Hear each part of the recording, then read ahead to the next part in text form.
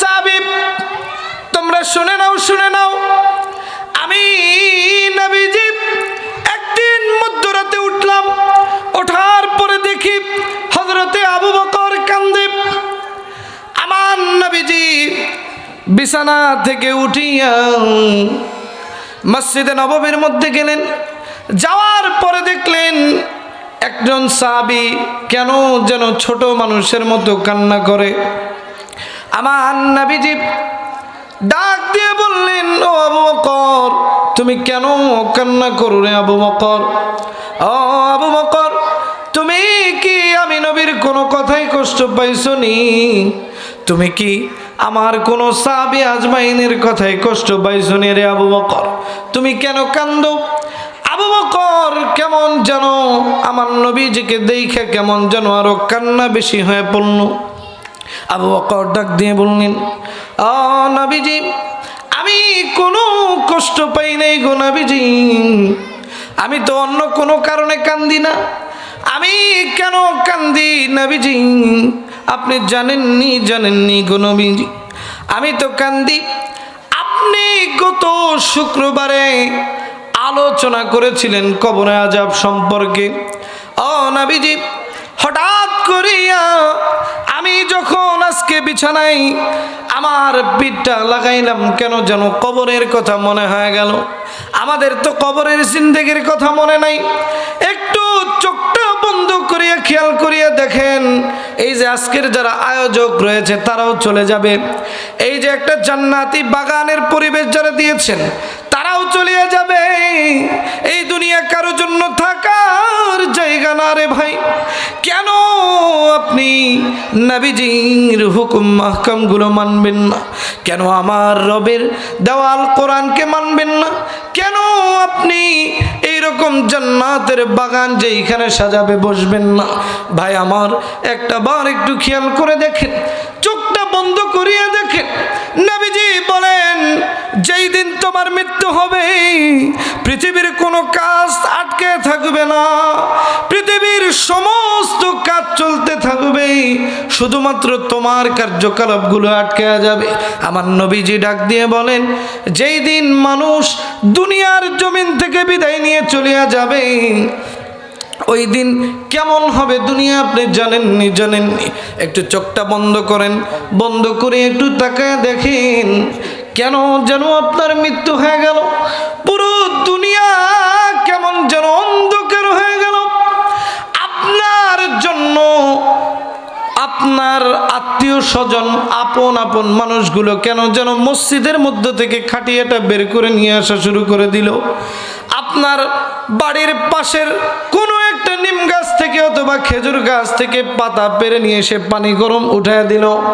আরে বাবাজি, আপনি জীবিত থাকা অবস্থায় চিন্তা করলেন না, কিন্তু যেই দিন আপনি দুনিয়ার জিন্দেগি থেকে বিদায় নিয়ে চলিয়া যাবেন ওই দিন আপনার কি হবে আপনি তো আগে কখনো ভাবলেন না রে ভাই আমার। একটা বার চিন্তা করে দেখেন, ওই যে কবর পারে যারা যাবে এরা কিন্তু আপনার দূর সম্পর্কের কেউ নয়, এরা কিন্তু আপনার শত্রু কেউ নয়, বরঞ্চ আপনাকে যেই দিন কবরে নিয়ে যাওয়া হবে আপনি লক্ষ্য করে দেখবেন আপনার প্রাণের সন্তান পাশের খাটিয়া ধরিয়া ওই প্রাণের বাবা মাকে বিদায় দেওয়ার জন্য প্রস্তুতি নিয়ে নিবে। ওই যে কবর কেমন কঠিন হবে। আবু বকর বর্ণনা শুনিয়া কান্দে। আমার নবীজি রাত্র গভীর হয়েছে, আমার নবীজি মাত্রই একটু ঘুমিয়েছে, এর মধ্যেই দেখতে পারলেন হযরতে আবু বকর কান্দে।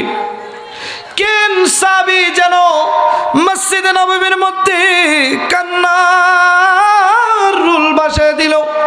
ছোট মানুষের মতো ফিক বাইরা কান্দি। আমার নবীজি বিছনা ত্যাগ করলেন, কইরা উঠা চলিয়া গেলেন ওই মসজিদে নববীর দিকে। মসজিদে নববীর মধ্যে যায় দেখে অন্য কোনো সাহাবী নয়, যেই সাহাবী দুনিয়ার জমিনে থাকতে যার জন্য জান্নাতের অর্ডার হয়ে গেছে সেই সাহাবী কান্দে। তাইলে আমরা জীবনে কখনো নামাজও পড়ি না, রোজাও রাখি না, তারপরে লক্ষ্য করে দেখবেন মুনাফিকি কেউ ছাড়ে না। কথা বলেন ঠিক কিনা? মুনাফিকি আমরা 24 ঘন্টা করা নিয়ে ব্যস্ত। কেউ সোশ্যাল মিডিয়ায় করছে, কেউ ফিজিক্যালি এই যে মানুষের সামনাসামনি করছে। দেখবেন কত রকমের নাফরমানিতে আমরা লিপ্ত হয়ে আছি। অথচ আল্লাহ রব্বুল আলামিন বলেছেন যে এই কোরআন যারা পেল তারা যদি নাজাত প্রাপ্ত না হয়ে কবরে আসে, আল্লাহ কি ছেড়ে দিবে? দিবে? বলেন তো, ছাড়বে?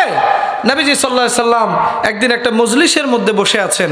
নবীজিকে প্রশ্ন করলেন এক সাহাবী যে হুজুর, নবীজি প্রশ্ন করলেন মজলিসের মধ্যে, হে সাহাবীরা, তোমরা কি জানো আমার উত্তম উম্মত কারা? সাহাবী হযরত ওমর রাদিয়াল্লাহু তাআলা আনহু লাফ দিয়ে দাঁড়ায় গেলেন, যা বলতেছেন, ওগো নবীজি, নিঃসন্দেহে আমরাই হলাম আপনার শ্রেষ্ঠ উম্মত। আমার নবীজি মাথাটা নিচু করলেন, নিচু করিয়া মাথাটা একটু উপরের দিকে উঠাইলেন, উঠায় ডাক দিয়ে বললেন, ও আবু বকর, তোমার ধারণা ভুল, কারণ তোমরা আমার শ্রেষ্ঠ উম্মত নও। এবার ওমর প্রশ্ন করলেন, ও নবীজি, তাহলে আপনার শ্রেষ্ঠ উম্মত কারা আমরা জানতে চাই। সাহাবা আজমাইনরা অবাক দৃষ্টিতে নবীজির দিকে তাকায় আছেন, কে শ্রেষ্ঠ উম্মত এইটা জানার জন্য। নবীজি ডাক দিয়ে বললেন, ও সাহাবীরা রে,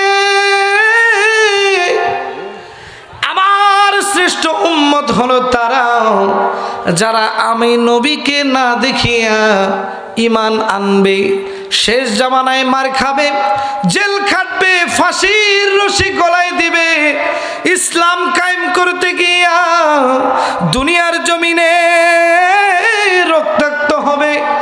ওরাই হলো আমার শ্রেষ্ঠ উম্মত।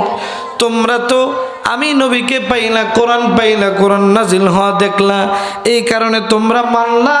আর এমন একটা সময় আসবে, এমন একটা ফিতনার যুগ আসবে, যেই যুগের মধ্যে আমি নবী থাকবো না, আমি নবীকে দেখার সুযোগ নেই, কোরআন নাজিল হওয়া দেখবে না, আমি নবীজির মুখের কোনো বাণী শুনতে পাবে না।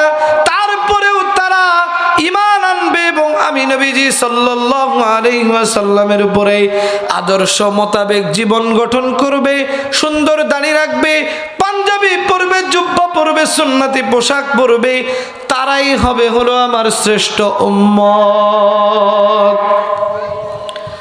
নবীজির কথায় কি যুক্তি আছে? প্রিয় ভাই আমার, গভীর মনোযোগ দেন। যেই কথাটাই বলতেছিলাম, আজকে যেহেতু যুব সমাজের উদ্যোগে মাহফিল, এইখানে অনেক যুবক ভাই আছেন, আসবেন, বসবেন। আমার বাইরে যুবক ভাইরা যারা আছেন, আপনাদের আদর্শ যেন হয় জালিকাল কিতাব, আপনাদের আদর্শ যেন হয় কোরআন, আপনার ঘরটা যেন হয় কোরআনের ঘর, আপনি নিজে যেন হন কোরআনের একজন দিনদার খাদেম।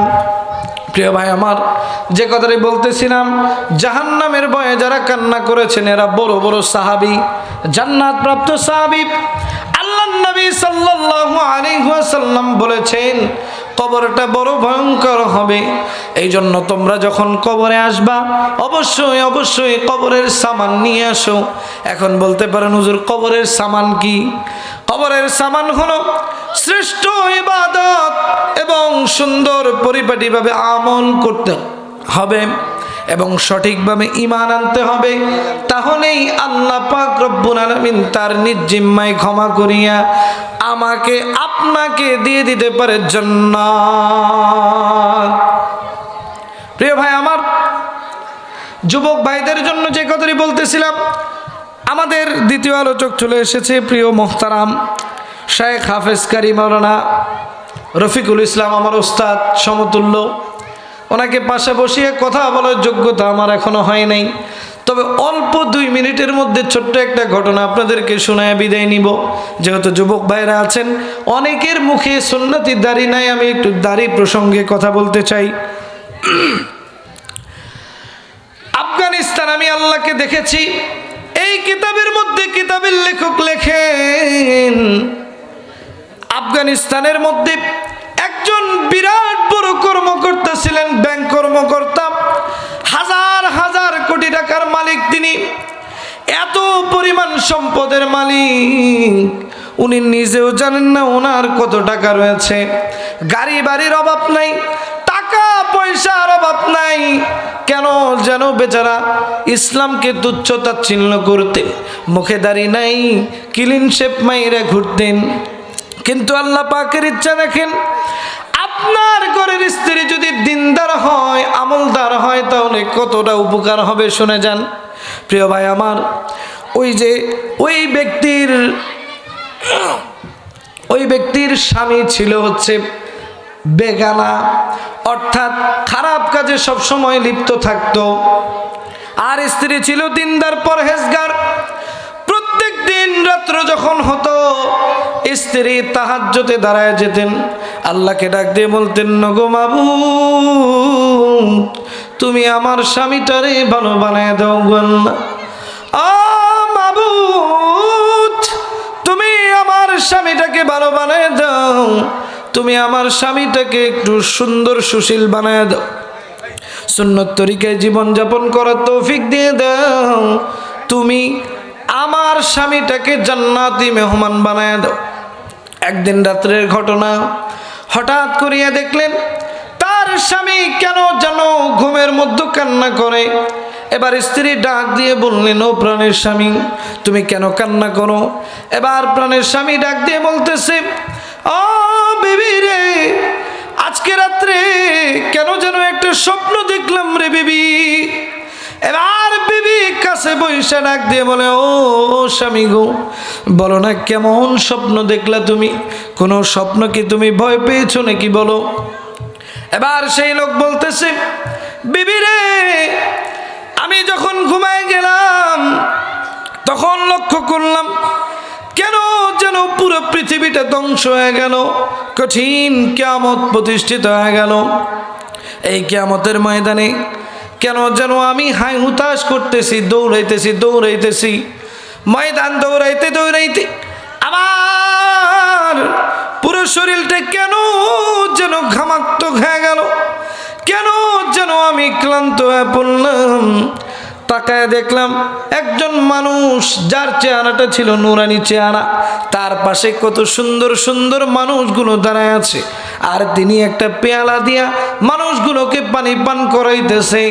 আমি যখন কাছে গেলাম, আমি খুব তৃষ্ণার্তক ছিলাম, আমি যখন কাছে গেলাম গিয়ে ডাক দিয়ে বললাম, ও ভাই আমাকে একটু পানি দাও। তারা আমার দিকে তাকাইলো, তাকানোর পর দূর দূর করে তাড়াইয়া দিল।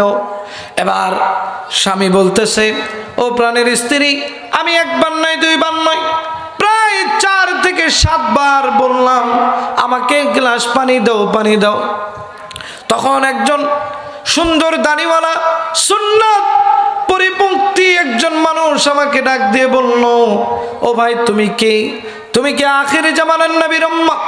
তুমি কি নবী মুহাম্মাদের উম্মত নি? এবার সেই লোক ডাক দিয়ে বলল, জি আমি তো নবী মুহাম্মাদের উম্মত। বলে তাহলে এই লোকটাকে চেনোনি, উনি কে? এবার সেই ব্যক্তিটা কেন যেন দ্বিধাদ্বন্দ্বে পড়ে গেল। উনি তো সুন্নতি পরিভক্ত নয়, কখনো নবীজির আদর্শ জীবনের সাথে বাস্তবায়ন করে নাই, কখনো নবীজির উপরে দরুদ পড়ে নাই, কখনো আল্লাহর বিধান মোতাবেক জীবন করে নাই। এই জন্য কঠিন হাসরের দিনে তিনি নবীজিকে চিনতে পারছেন না। এবার নবীজিকে ডাক দিয়ে বললেন, ও নবীজি, আমি আপনার উম্মত, আখিরি জামানার উম্মত। এবার আমার নবীজি ক্ষিপ্ত স্বরে বলবেন, তুমি যদি আমার উম্মত হও, দেখো তো তোমার সাথে আমার চেহারার কোনো মিল আছে কিনা। যদি নবীজি সাল্লাল্লাহু আলাইহি ওয়াসাল্লামের মতো সুন্নতি জীবন যাপন না করে থাকেন, কঠিন কিয়ামতের ময়দানে আপনি তো সুন্নাত তরিকা অনুসরণ করেও নবীজির কাছে যাইতে পারবেন না, নবীজিকে আপনি চিনতে পারবেন না, কারণ নবীজির চেহারার সঙ্গে আপনার চেহারার কোনো মিল হবে না।